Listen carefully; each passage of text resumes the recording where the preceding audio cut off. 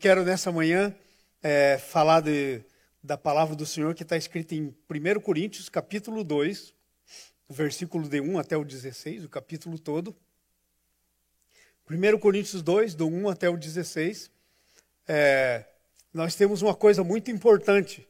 Nós temos uma declaração da Bíblia sobre a centralidade de Jesus na nossa vida. Jesus precisa ser o centro da nossa vida. Então, enquanto nós lemos, deixa que essa palavra caia no teu coração. E depois nós vamos ruminar. Sabe, lá na Bíblia tem uma palavra que diz assim, que você tem que... Deus disse para Josué que ele deveria meditar nela dia e noite. Sabe qual é a palavra meditar lá? É ruminar. É fazer aquilo que o boi faz. Ele come, que a vaca faz. Ele come, desce no seu estômago. Depois aquilo vem para um lugar chamado rumen. E ali ele é tratado. É mastigado. É tirado a substância. Amém? Então nós precisamos ruminar a palavra do Senhor. Meditar nela. Capítulo 2, versículo 1 de 1 Coríntios. E eu, irmãos, quando fui ter convosco, anunciando-vos o testemunho de Deus, não o fiz com ostentação de linguagem ou de sabedoria, porque decidi não saber nada entre vós, senão a Jesus Cristo e esse crucificado. E foi em fraqueza, temor e grande temor que eu estive entre vós. A minha palavra e a minha pregação não consistiram em linguagem persuasiva de sabedoria, mas em demonstração do Espírito e de poder, para que a vossa fé não se apoiasse na sabedoria humana, mas sim no poder de Deus. Entretanto, expomos sabedoria entre os experimentados, não, porém, a sabedoria desse século, humana, né? Nem a dos poderosos dessa época, que se reduzem a nada. Mas falamos a sabedoria de Deus em mistério, outrora oculta. Mistério é uma coisa que já existia, mas não estava revelada. Então, falamos em mistério dessa sabedoria, outrora oculta, a qual Deus pré-ordenou desde a eternidade para a nossa glória. Sabedoria essa que nenhum dos poderosos desse século conheceu, porque se a tivessem conhecido, jamais teriam crucificado o Senhor da glória, porque o Senhor da glória é a sabedoria de Deus, está escrito aí no próprio Coríntios. Mas, como está escrito, nem olhos viram, nem ouvidos já viram, nem jamais penetrou no coração humano o que Deus tem preparado para aqueles que o amam. Mas Deus nola revelou. A sabedoria de Deus vem pela revelação. Não vem pela consciência ou coisa humana, pela mente humana. Mas Deus nos revelou, porque o Espírito a todas as coisas perscruta, até as profundezas de Deus. Porque Ele é Deus. Porque qual dos homens sabe as coisas do homem, senão o seu próprio espírito, minúsculo, que nele está? Assim também as coisas de Deus, ninguém as conhece, senão o Espírito de Deus. Ora, nós não temos recebido o Espírito desse mundo, e sim o Espírito que vem de Deus, para que conheçamos o que por Deus nos foi dado gratuitamente. Disso também falamos, não em palavras ensinadas pela sabedoria humana, mas ensinadas pelo Espírito, conferindo coisas espirituais com espirituais. Ora, o homem natural, que é aquele que não nasceu de novo, não aceita as coisas do Espírito de Deus, porque lhes são loucura. Não pode entendê-las, porque elas se discernem espiritualmente. Porém, um homem espiritual julga todas as coisas, mas ele mesmo não é julgado por ninguém.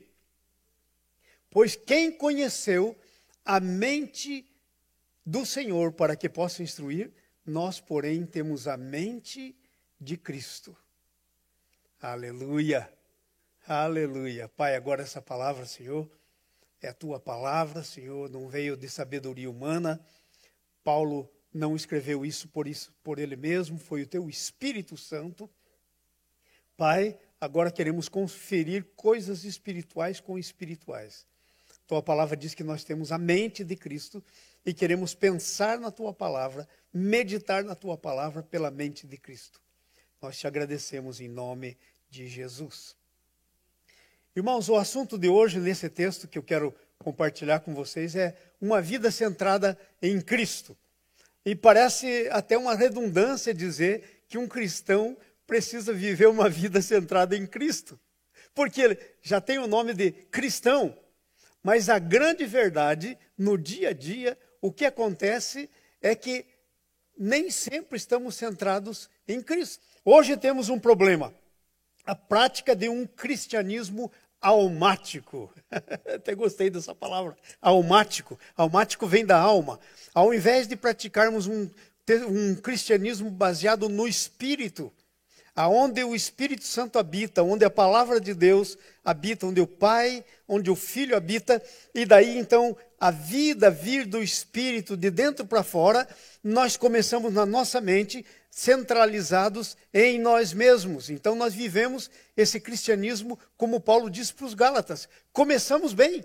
O Espírito Santo, pela palavra de Deus, vem a nós e pam! Nos convence no nosso espírito. E nós recebemos a Jesus no nosso espírito. Ele vem habitar no nosso espírito e nós começamos a nos mover pelo Espírito. O Espírito Santo no nosso espírito, então começa a controlar nossa alma.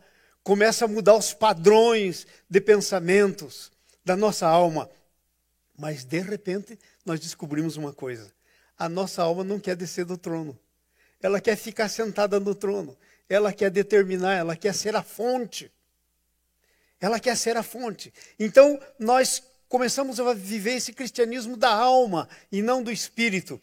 Isto porque uma vida que começa na alma e não no espírito, e não no Espírito Santo, é uma vida da carne.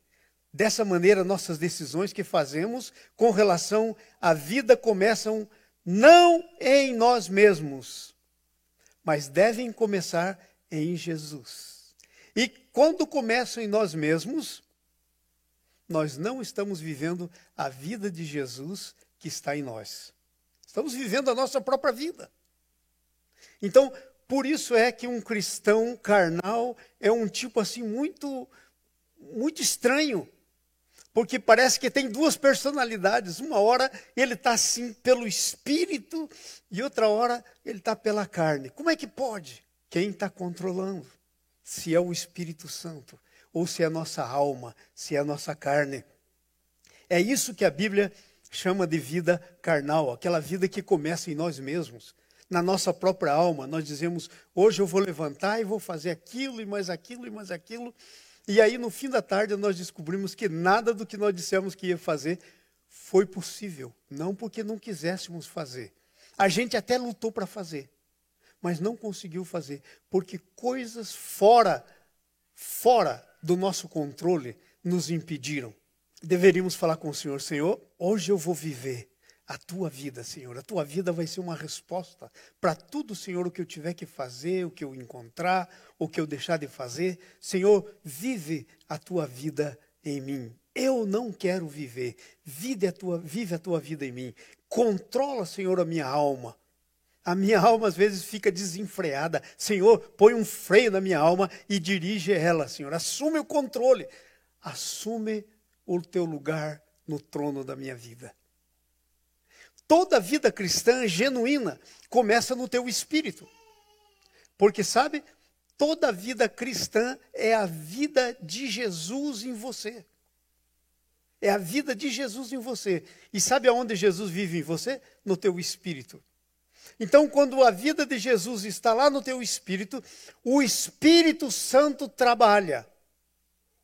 E começa então agora o teu espírito humano controlar a tua alma pelo Espírito Santo.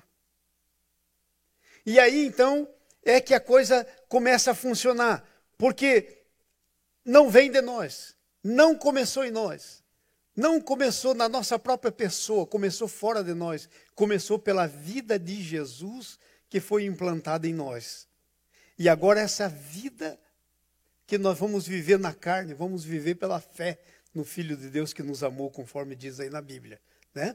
Então a vida cristã é uma questão da fonte. Da onde está vindo o que você está vivendo? Da onde estão vindo as coisas que você faz? Qual é a fonte disso? Das tuas decisões. Nós temos que tomar decisões todo tempo nós tomamos decisões. Você acordou hoje, teve que tomar uma decisão, você vinha para cá ou ficava em casa.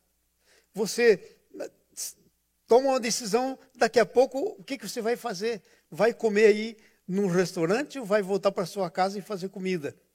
Aí você vai tomando uma série de... Você não tem como não tomar decisões. O problema é que você pode tomar essas decisões por você mesmo. Pela tua alma. Amém? Então, o que acontece? É uma questão de fonte. A Bíblia diz que Jesus é a videira verdadeira.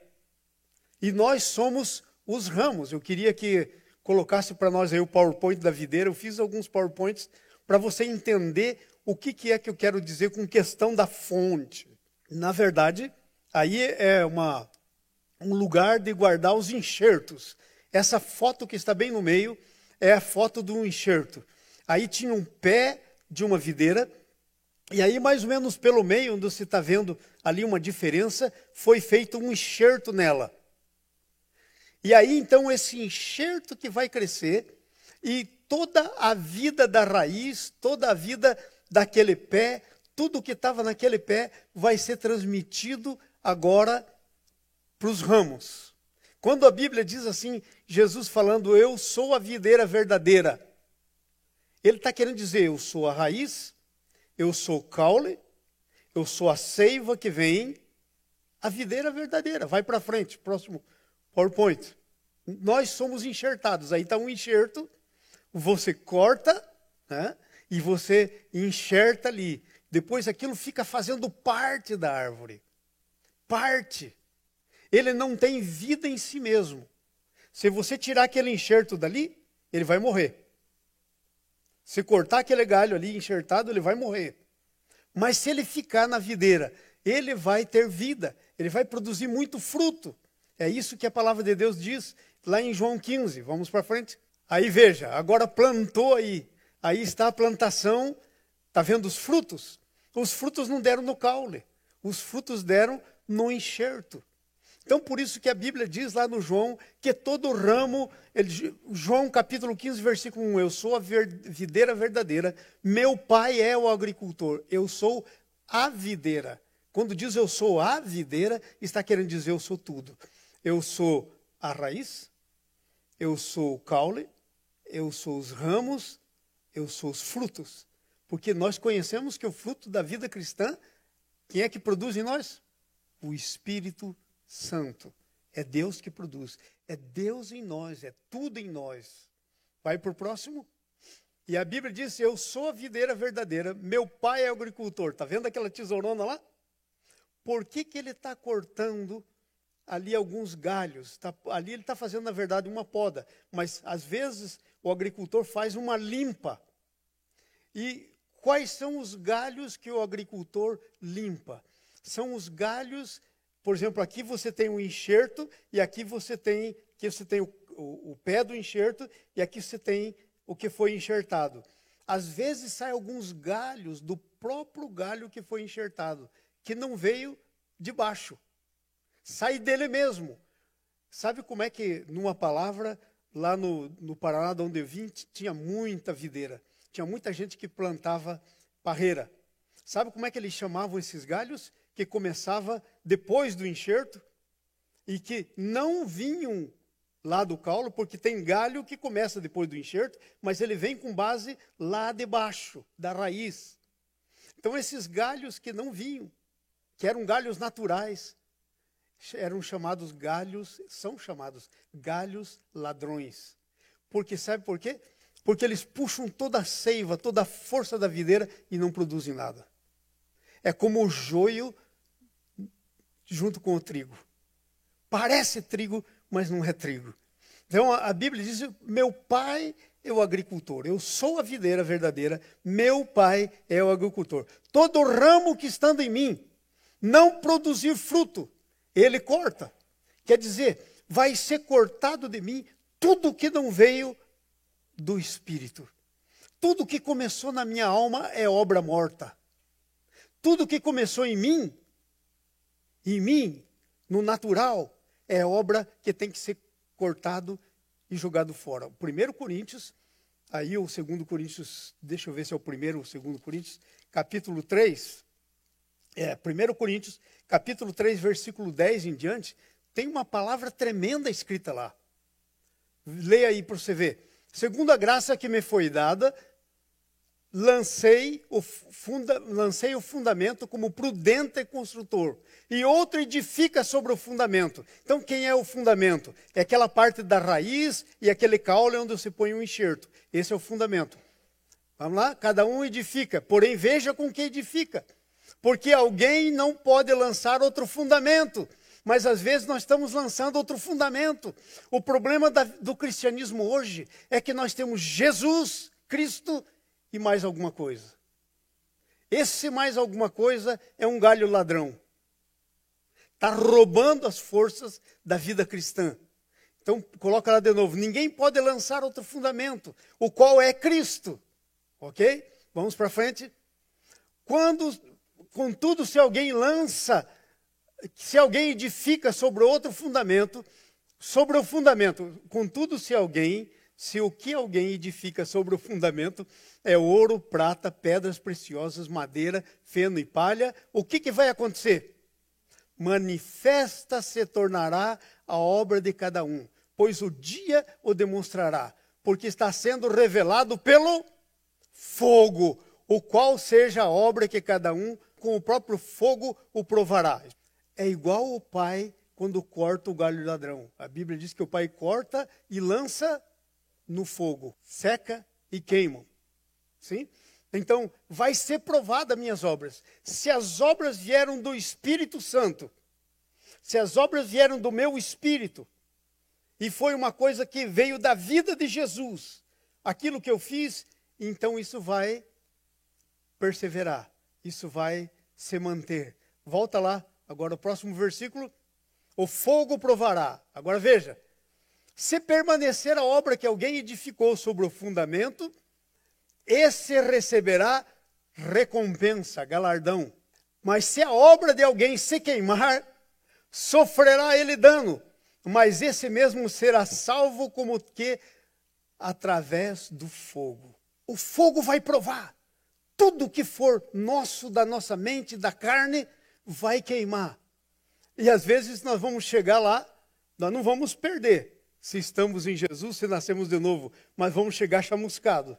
É o que diz aí o texto. O fogo vai provar. Se é madeira, palha e feno, o que vai acontecer com isso? Vai queimar. Mas se é ouro, se é prata, se é coisa preciosa, sabe como é que você purifica o ouro? Com fogo. Fogo na palha, extermínio. Acaba a palha. Não sobra nada. Fogo no ouro, purificação. Tudo que é impureza sai fora. É assim que se purifica o ouro. E é assim que Deus nos purifica. Então nós estamos falando de uma vida centrada em Cristo. Então nós não podemos ter Jesus e alguma coisa. Porque nós estamos edificando sobre o fundamento que é Jesus. Nascemos de novo, mas aí estamos vivendo, como disse Paulo para os Gálatas, insensatamente. Querendo fazer um monte de coisa que não veio lá de dentro de nós. Agora, irmãos, eu sei que a minha classe, os pastores, na maioria das vezes são os responsáveis por esse tipo de vida que a igreja está vivendo. Por falta de ensino. Não havendo ensino, não havendo conhecimento, o povo perece. Então, às vezes, há uma falta de ensino. A coisa fica muito rasa. Então, as pessoas estão ensinando. Veja, nós temos um versículo que diz assim: assim a fé sem obras é morta. Está lá em Tiago. Daí a pessoa pensa que as obras que ela tem que fazer são obras da mente dela, da alma dela, da carne dela. Então ela sai fazendo muitas obras. E aí acontece o que Jesus disse: vai chegar para Jesus e vai dizer, Senhor, eu fiz isso para o Senhor, eu fiz milagre, eu curei, eu fiz isso, ressuscitei. Jesus vai dizer, não conheço você. Apartai-vos de mim, não vos conheço.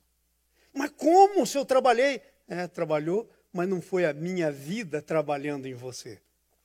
Tuas obras, nossas obras, as minhas obras, de maneira nenhuma servem para Deus. Elas são, como a Bíblia diz, trapo de imundícia.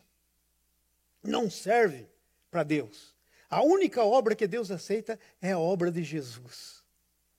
Se não fosse assim, eu podia fazer alguma coisa para minha própria salvação. E eu não posso. Por isso a salvação é pela graça, pelo que Jesus fez por mim.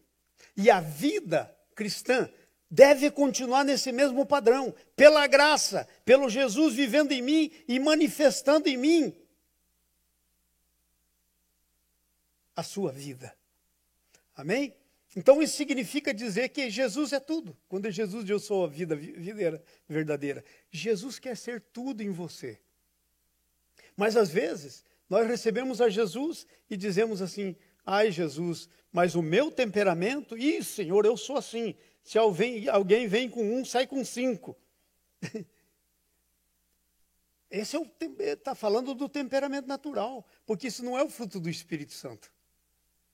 O que tem que permanecer em você é o Espírito Santo produzindo o seu fruto. E o fruto é domínio próprio, temperança, mansidão. Esse é o fruto do Espírito Santo. E sabe, o fruto do Espírito Santo, tem gente que não entende, mas hoje eu quero que você saia daqui entendendo. Você quer saber o que é o fruto do Espírito Santo? Nada mais é do que a vida de Jesus em você. O que o Espírito Santo faz é produzir aquilo que é da vida de Jesus em você. O Espírito Santo faz isso. E o fruto do Espírito Santo é a vida de Jesus em você. Porque ele foi o que teve paciência por excelência. Ele foi o que teve bondade por excelência. Longanimidade, domínio próprio por excelência. Ai, que domínio próprio. Ele é o domínio próprio. Então ele quer ser isso em mim, em você. Mas às vezes nós não temos uma vida somente centrada em Cristo. Temos uma vida centrada em Cristo e mais algumas coisas. Mais alguns acessórios que não vêm da vida de Jesus. Então, sabe o que isso faz? Com que a nossa vida cristã não se torne eficiente. Mas Senhor, eu tenho tanta vontade. Ok, tem tanta vontade, mas não está vivendo no princípio. Está tentando viver por você mesmo, de boa vontade, e o inferno está cheio. Está cheio de boa vontade. Inclusive de trabalhar para Jesus, aquele texto que ele diz que não conhece. Tá? Apartai-vos de mim. Então, 1 Coríntios capítulo 15, olha que coisa interessante isso. 1 Coríntios capítulo 15, versículo 26 a 28. Dá uma olhadinha comigo o que diz esses versículos. Cristo quer ser tudo em nós. 1 Coríntios 15, estamos lá? 26. O último inimigo a ser destruído é a morte. Vamos para frente? Porque todas as coisas sujeitou debaixo dos seus pés. E quando diz todas as coisas lhe estão sujeitas, certamente exclui aquele que tudo lhe sujeitou. Não está dizendo que o Pai está sujeito aos pés de Cristo. É isso que quer dizer. Vai para frente. Quando, porém, todas as coisas estiverem sujeitas, então o próprio Filho, ele também se sujeitará àquele a que todas as coisas lhe sujeitou, para que Deus, vamos falar essa última parte aí? Para que Deus, não, irmãos, vamos lá, vamos falar como se quiséssemos de fato crer nisso, ou como cremos nisso, amém? Vamos lá, para que Deus seja tudo em todos. Vamos aí outra vez? Para que Deus seja tudo em todos. O que Deus quer ser em você? Tudo. E quando Ele não for tudo, é uma falha. Está havendo uma falha no processo. Sabe? Quando nós oramos ao Pai, a única resposta que Deus tem para a nossa oração é Jesus. Por isso, Jesus é o centro. Se nós dizemos, Senhor, preciso de sabedoria. Se você ler aqui no 1 Coríntios, ele se tornou da parte de Deus para nós sabedoria. Deus diz, Senhor, eu preciso de sabedoria. Deus responde, toma meu filho Jesus. Deixa o Espírito Santo gerar.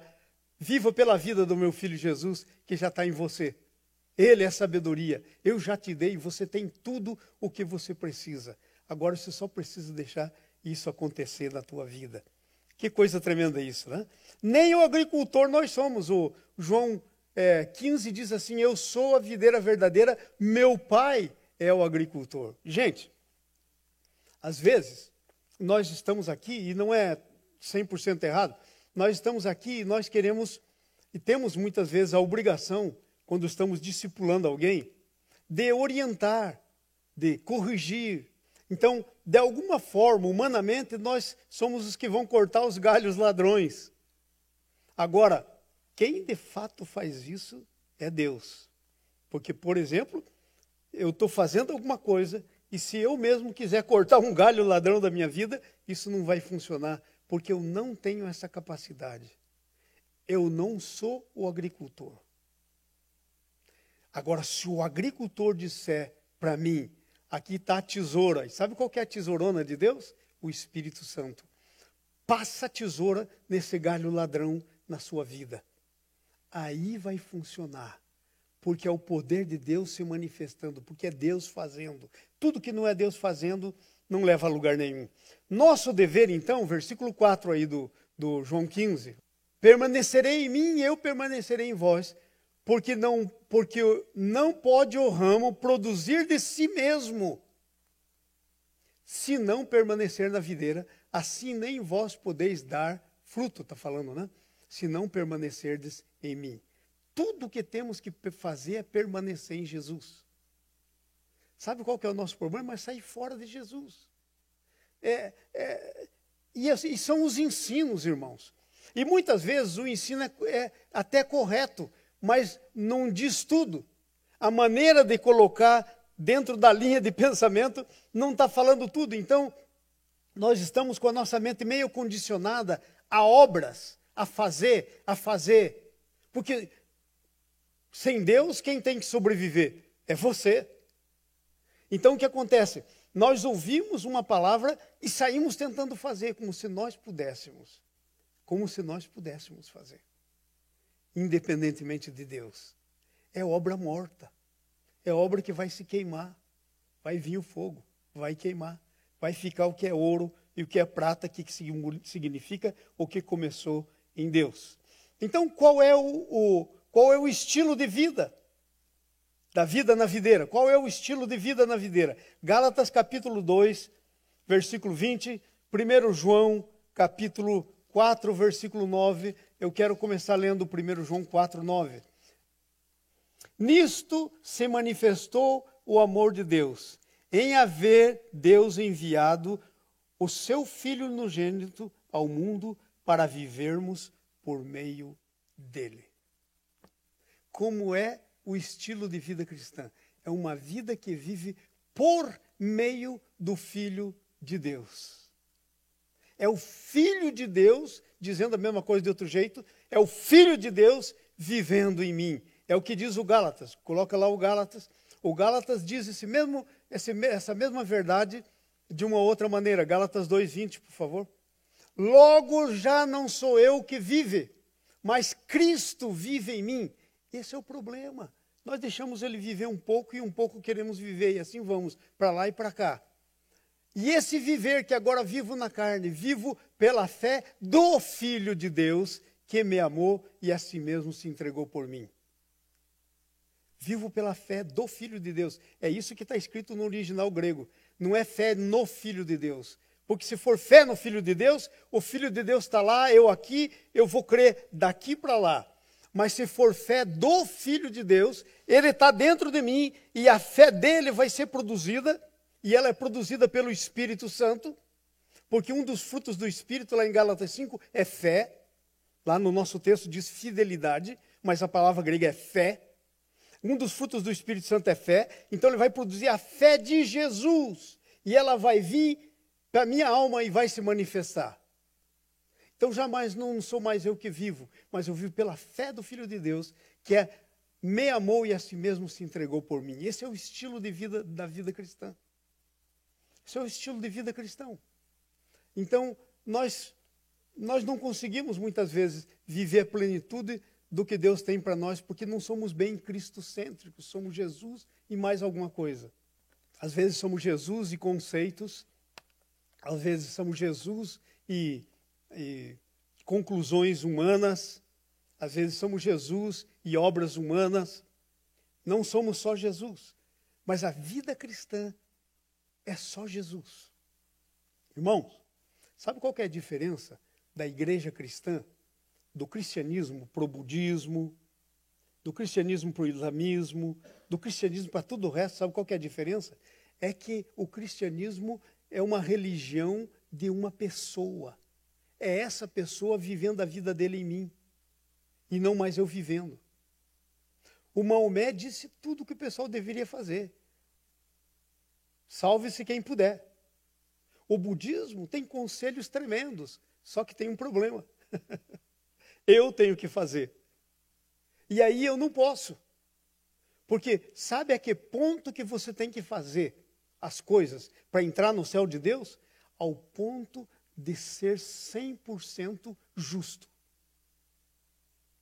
Ao ponto de satisfazer toda a justiça de Deus. Agora fala para mim se você consegue fazer isso. Quem de vocês satisfaz toda a justiça de Deus? Só teve um homem, Jesus, o homem. E por isso é que Deus quer que ele viva a vida dele em você. Por isso é que às vezes nosso cristianismo não é funcional, porque temos Cristo e mais algumas coisas. Vamos falar um pouquinho agora sobre quais são as motivações humanas e o que fazer com elas. Veja, por exemplo, Mateus capítulo 16, versículo 24 a 26.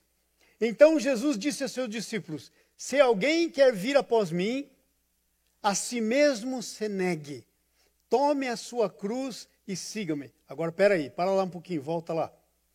Como é que nós entendemos esse versículo normalmente? Se alguém quer vir após de Jesus, se esforça. Vamos lá, faz alguma coisa, cara. Obedece, faz isso, faz aquilo. Mas a palavra de Deus ensina que o que você tem que fazer é se negue a si mesmo. Não viva. Porque você não pode viver. Você não pode. Jesus foi alguém 100% perfeito. E você, para ser um bom seguidor dele, 100% seguidor dele, teria que ser igual a ele. Então, por isso que o princípio de Deus é ele vivendo em você. Então, disse Jesus aos seus discípulos: se alguém quer vir após mim, a si mesmo se negue. Tome a sua cruz. Agora, sabe o que quer dizer com tomar a sua cruz? Às vezes as pessoas pensam: é a minha sogra que eu tenho que conviver com ela. Sua cruz é sua sogra. Não. É o meu patrão que eu tenho que aguentar. Essa enfermidade que me pegou, que eu tenho que sobreviver com ela. Não, essa não é sua cruz.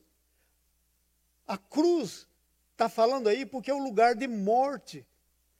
Tome a sua morte e siga-me. Mas como é que eu vou seguir Jesus tomando a sua morte? Simples. A hora que você tomar a tua morte, Jesus vive em você. Porque não é possível duas pessoas comandarem a mesma coisa ao mesmo tempo. Ou você comanda, ou Jesus comanda. Isso é que significa cristianismo cristocêntrico.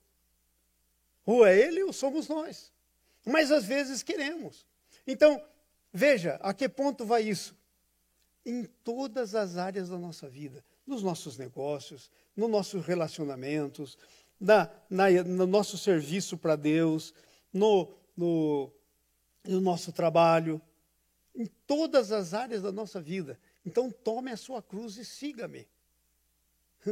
Tome a sua cruz. Por quem quiser salvar a sua vida, perdê-la.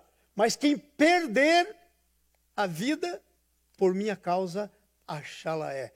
Sabe o que é tomar a cruz? Perder a vida. Se você perder a vida, você acha. Mas você não pode achar enquanto não tiver perdido a sua. Não tem jeito. Então, qual é a motivação nós temos motivações naturais. E sabe o que tem que acontecer com as nossas motivações naturais? Nossas motivações da nossa carne, da nossa mente? Tem que morrer. Porque como eu vou viver pelas minhas motivações e as motivações de Jesus ao mesmo tempo, se elas são opostas entre si? Gálatas diz que a carne luta contra o espírito. Nós vamos ver isso daqui a pouco. Porque são opostos entre si. Como é que duas motivações... É mais ou menos assim o pessoal que crê, e tem gente que crê, deixa eu dizer isso para vocês, me acredite, tem gente que pensa assim, que você recebeu a Cristo, se tornou cristão, mas você ainda peca, porque você tem duas naturezas. Você tem uma natureza que é do diabo em você, que faz você pecar, e você tem outra natureza que é de Deus em você, que te faz obedecer a Deus. Agora, para pensar na burrice desse negócio. Como é que Deus e o diabo vão viver no mesmo espaço? Deus é luz, o diabo é trevas. Deus é vida, o diabo é morte. Então, por isso que o cristianismo começa com você morrendo. Sabe por que tem que começar com você morrendo? Para destruir a velha natureza. Sabe onde é que está escrito isso? Romanos 6, versículo 6. Para que o teu velho homem seja destruído. Porque não tem jeito de arrumar esse velho homem. A raiz dele, a essência dele é demoníaca. Veja o que diz aí.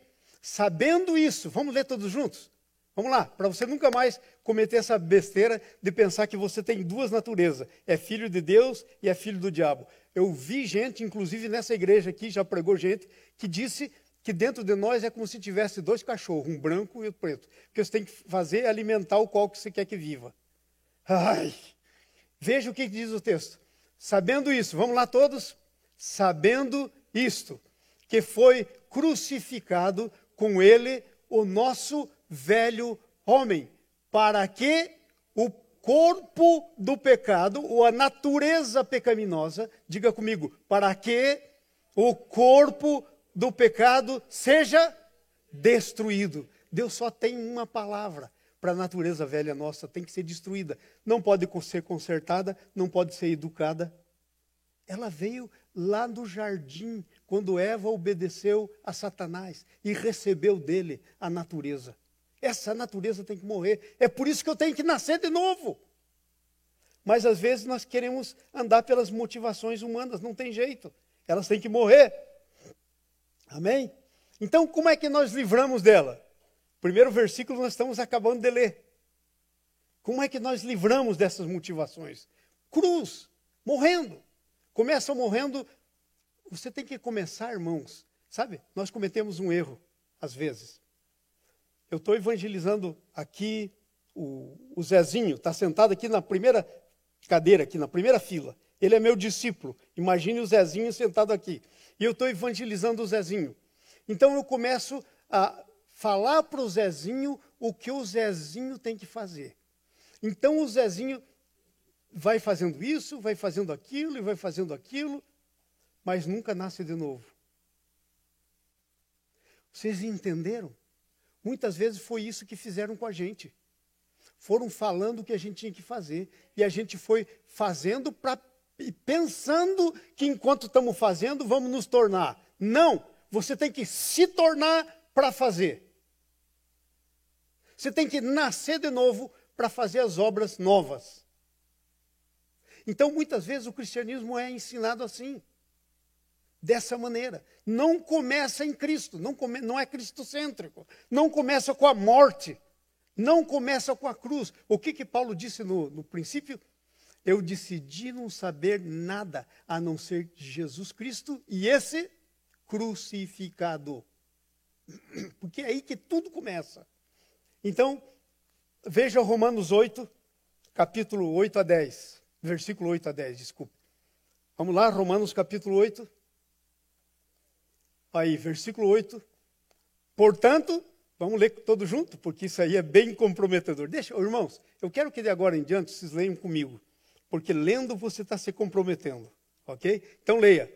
Portanto, os que estão na carne não podem agradar a Deus. Ai, ai, ai, não pode agradar a Deus. Vós, porém, não estáis na carne. Levanta a mão e diga assim, eu não estou na carne. Mas eu posso decidir ficar. Que pode. É só decidir tomar suas próprias decisões, andar por você mesmo, entrar no controle, tomar o controle da mão de Deus. Mas no Espírito, vamos lá. Mas no Espírito, se de fato o Espírito de Deus habita em vós. E se alguém não tem o Espírito de Cristo, esse tal não é dele. Se não nascer de novo, não tem jeito. Vamos lá. Se porém Cristo está em vós, o corpo na verdade está morto por causa do pecado. Mas o Espírito, o teu Espírito é vida por causa da justiça. Entenderam isso? Como é que a gente vai se livrando das motivações? Aí está. Mas o Espírito é vida. Agora, Gálatas capítulo 5, vamos lá? Versículo 16, aquele texto que a gente conhece, dos frutos da carne, do fruto do Espírito. Digo, porém, vamos lá, todo mundo junto. Digo, porém, andai no Espírito, e jamais satisfareis os desejos da carne. Concupiscência é desejo. Olha, só tem um jeito de não satisfazer, é andar no Espírito.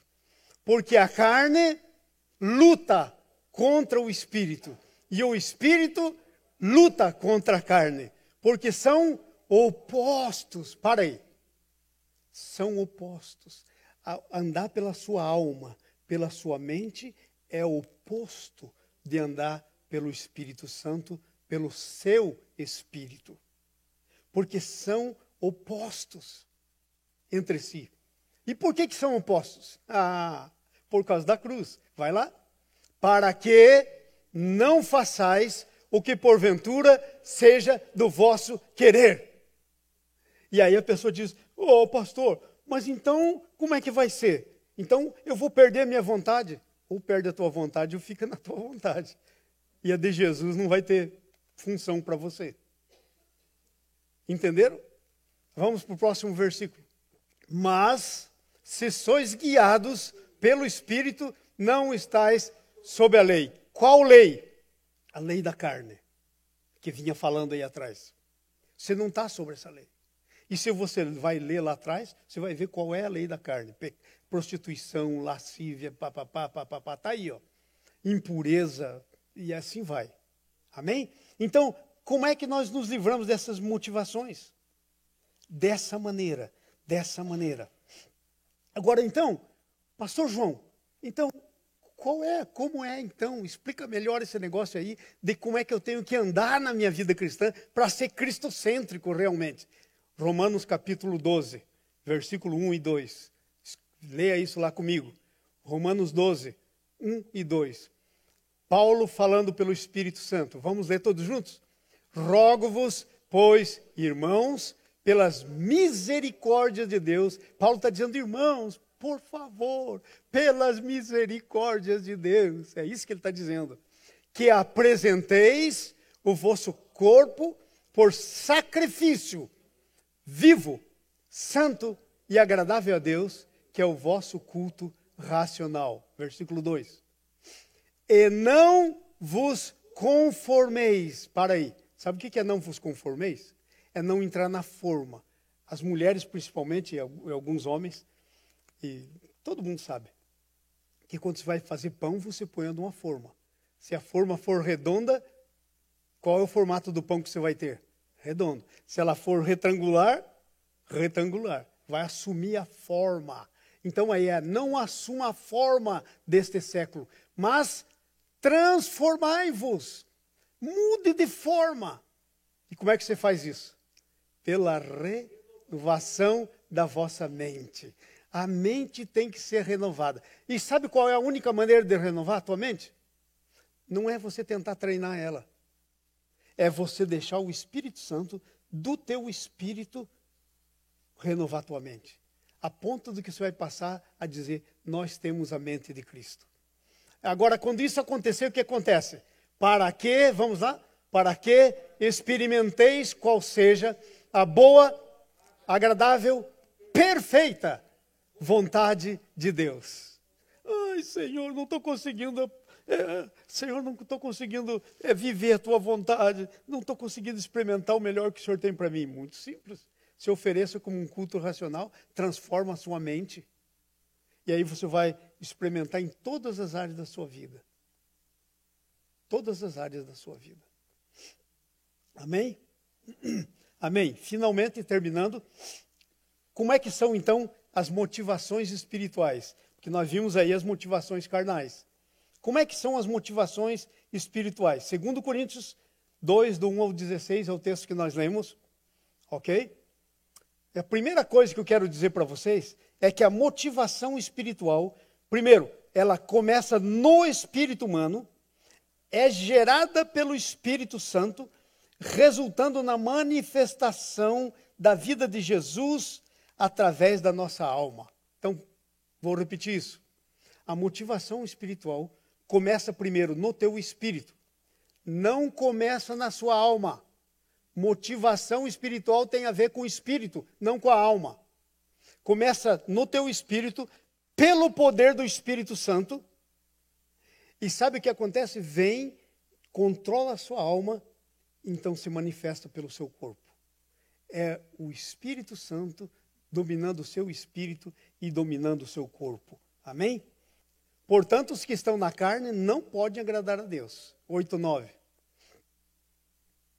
Vós, porém, não estáis na carne, mas no Espírito, se de fato o Espírito Santo de Deus habita em vós. E se alguém não tem o Espírito Santo, não é dele, porque o Espírito Santo é o selo do crente, é o que produz em você aquilo que diz lá no Romanos mais para frente, Abba, que quer dizer Pai.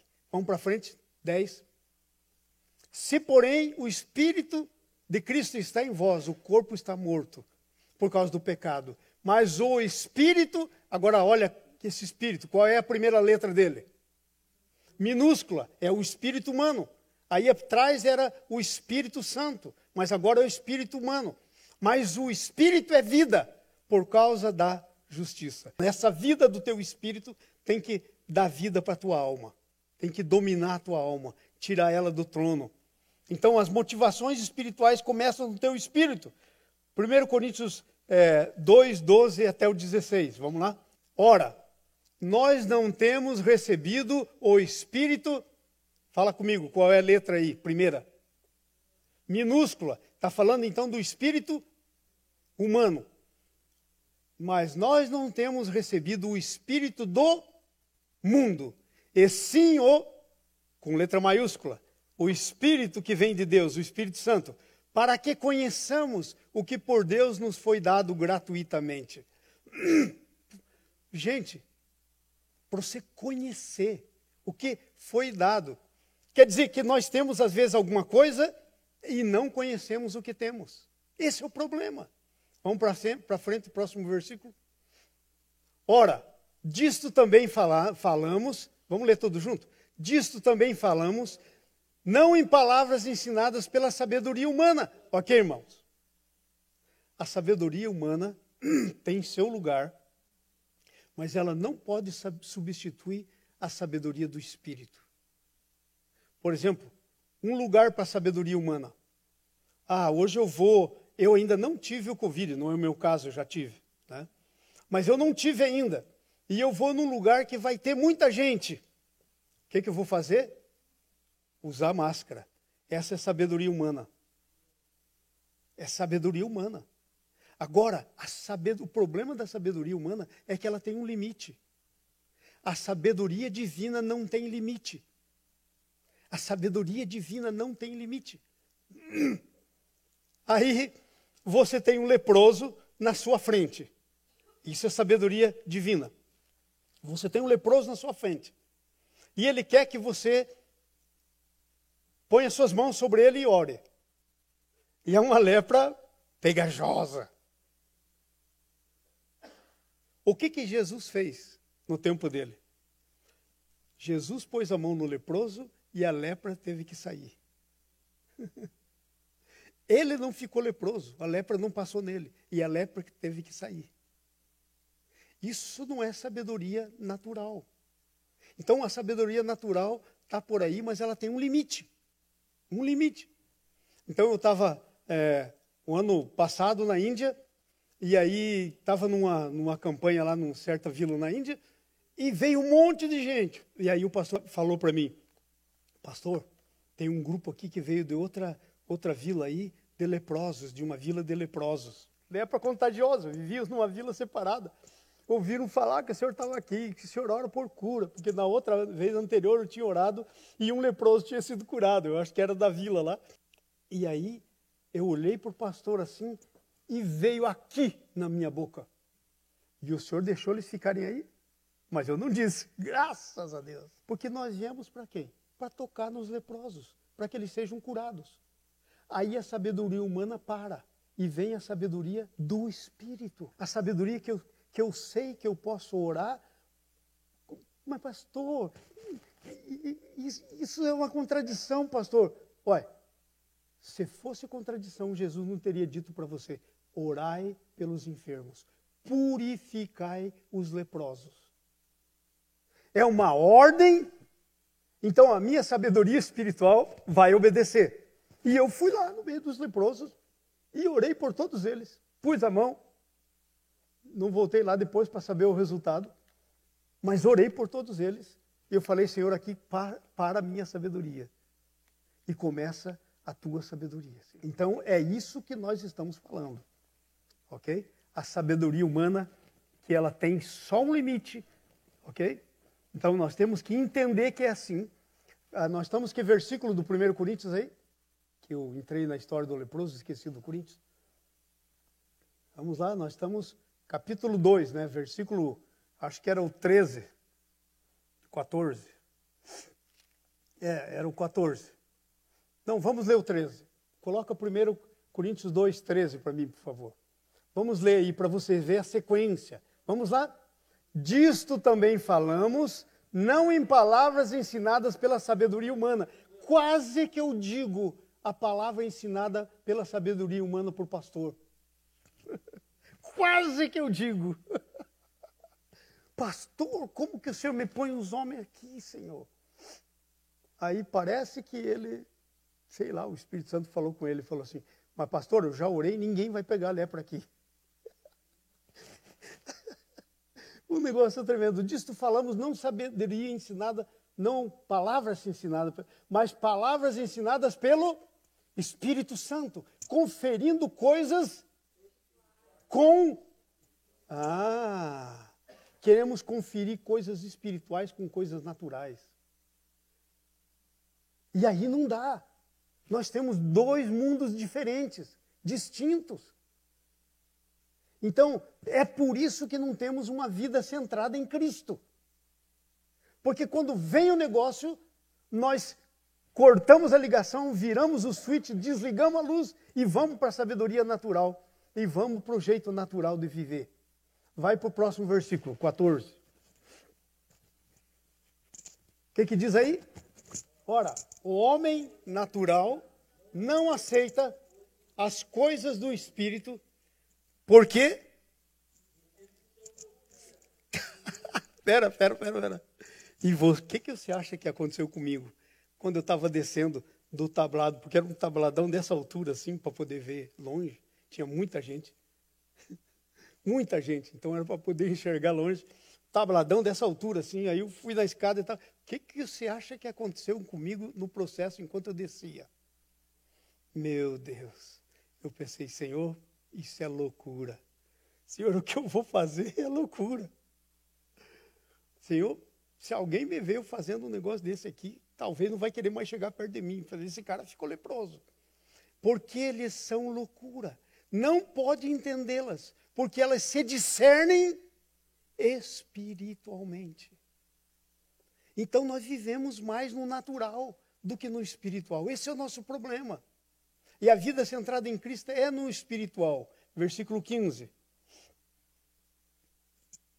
Estamos aí no 15? Porém o homem espiritual julga a todas as coisas, e ele mesmo por ninguém é julgado. Estava falando com o pastor Marcos ontem, ontem nós tivemos o summit para líderes aqui na igreja. Foi um negócio assim sensacional. Estava eu, o pastor Marcos e a pastora Rosângela. Fomos imensamente abençoados. Então, o negócio é o seguinte, nós estávamos falando sobre julgar. Diz a Bíblia, não julgueis para que não seja julgado. Ok? Isso tem o seu lugar. Mas o que está dizendo aí? Está fazendo a comparação do homem espiritual com o homem natural. Você, pelo Espírito, tem a obrigação de ser crente igual os crentes de Bereia. Se vem alguém e diz alguma coisa, você agarra a sua Bíblia, vamos ver se está certo. Porque se não está certo, não é a palavra de Deus, e aí a coisa ficou comprometida. Mas eles não são julgados por ninguém. Eles julgam todas as coisas. Diga comigo, julga todas as coisas. Não está dizendo julga as pessoas. Aqui está o Zezinho sentado no primeiro banco, eu estou discipulando ele. Eu não posso julgar a pessoa dele, mas eu posso julgar os atos dele. Eu posso julgar. E isso é muita coisa, porque a Bíblia diz assim, pelos frutos os conhecereis. Então eu posso julgar os frutos. Vamos para frente? O controle da alma vem por meio de Cristo em nós. 1 Coríntios 3, 1 e 2. Vamos lá? 1 Coríntios 3, 1. Vamos lá? Eu, porém, irmãos, vamos todos juntos. Eu, porém, irmãos, não vos pude falar como a espirituais, mas como a carnais. Quem é um carnal? Como criança em Cristo. Um carnal é uma criança em Cristo. Vai para o 2. Leite vos dei de beber, não vos dei alimento sólido, porque ainda não podíeis suportar, nem agora podeis, porque ainda sois. E ele está falando com a igreja de Coríntios que tinha já alguns anos, bastante anos, que eram crentes. E assim às vezes na igreja. Tem gente que está lá sentado no banco, muitos anos de crente, mas está aí, não pode receber uma coisa mais profunda. Amém?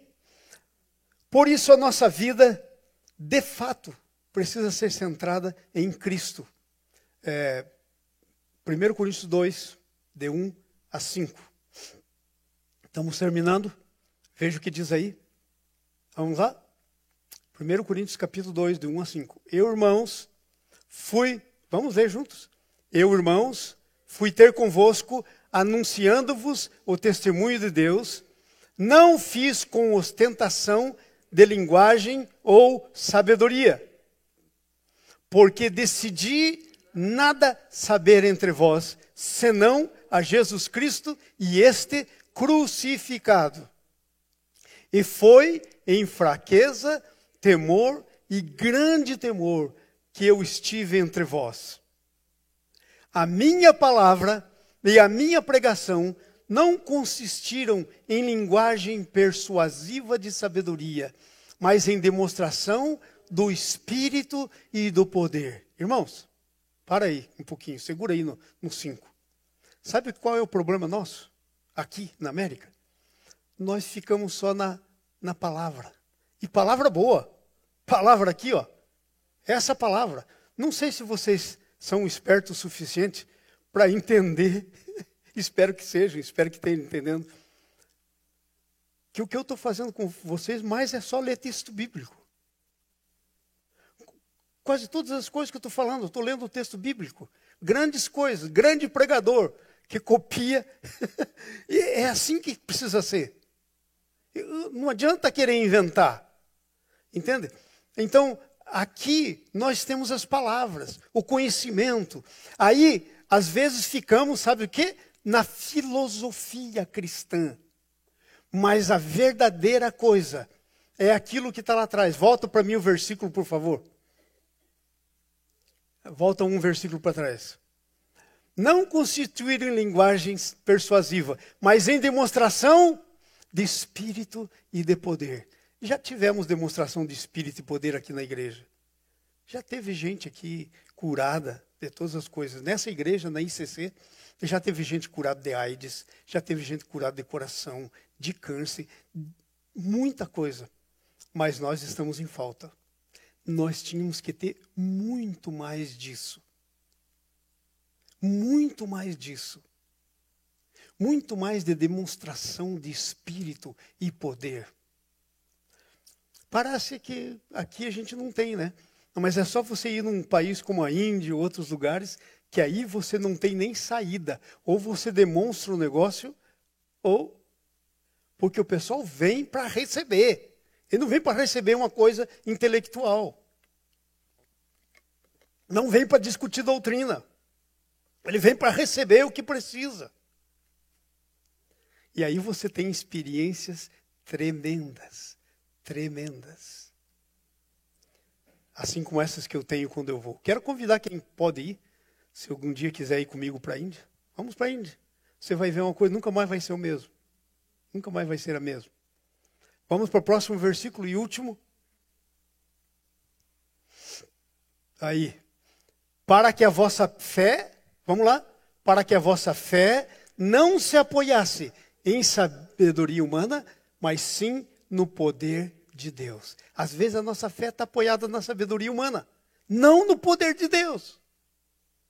Está apoiada no blá blá blá humano, não no poder de Deus. Terminando, a vida de Jesus é mais do que eu posso viver por mim mesmo. Versículo 9 até o 11. Coloca lá no 9. Mas como, vamos lá? Mas como está escrito, nem olhos viram, nem ouvidos ouviram, nem jamais penetrou no coração humano o que Deus tem preparado para aqueles que o amam. É impossível. Meu olho não pode ver, meu ouvido não entende, no meu coração não consegue, de tanto que ele tem preparado. Vai para o próximo versículo.